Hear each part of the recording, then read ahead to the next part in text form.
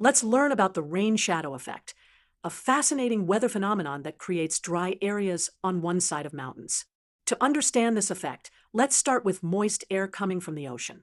As this moist air moves inland, it encounters a mountain range. As the moist air rises up the windward side of the mountain, it cools down. This cooling causes the water vapor to condense, forming clouds and precipitation. As the now dry air moves down the leeward side of the mountain, it warms up.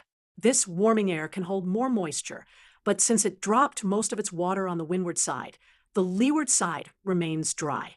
This creates a stark contrast between the two sides of the mountain.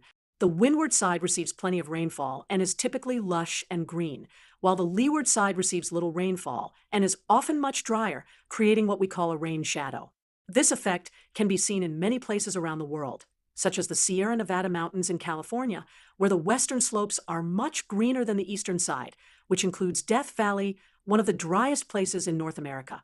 So remember, a rain shadow is the dry area on the leeward side of a mountain created when the mountains block rain-producing weather systems and cause them to drop their moisture on the windward side.